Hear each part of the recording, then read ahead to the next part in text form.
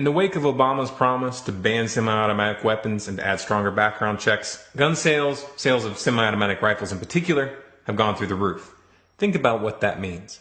It should be obvious that rather than preparing to hand over their weapons, a large number of Americans are getting geared up for a fight.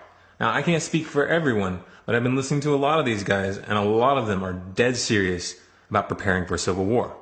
Now, I'm not 100% sure that those in power expected this response, but I have evidence that indicates that they did. For some reason, the Department of Homeland Security just ordered an additional 750 million rounds of ammunition, in addition to the 450 million rounds purchased earlier this year, which brings the total to 1.2 billion rounds. What stands out when you look at the actual purchase order is that there are massive quantities of hollow point bullets and buckshot. Hollow point bullets are designed to expand rapidly when they hit their target, ripping large chunks of flesh off as they exit the body.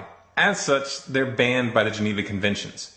These bullets can only be used domestically, and it's not for the police. Now, anybody who's ever owned a firearm knows that you don't do large-scale target practice with hollow points. They're expensive, much more expensive than Full Metal Jacket. And the same goes for buckshot. You don't use buckshot for target practice. It's much more expensive than birdshot.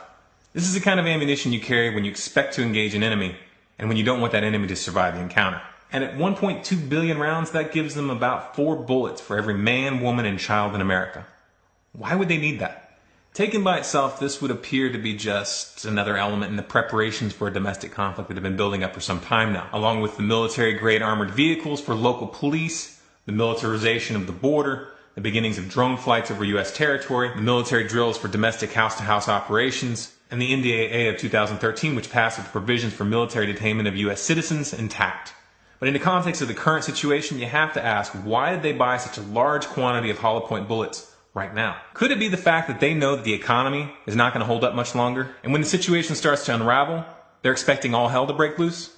This is not a joke. The U.S. is over $16 trillion in debt. And all indicators show that these attempts to shore up the economy by printing more and more money with QE3 and QE4, it's not working. Remember those toxic assets which caused the 2008 financial crisis? And remember how the U.S. government bailed out the banks supposedly to cover those bad debts? Well, the banks didn't use that bailout money to pay off those assets. Those derivatives are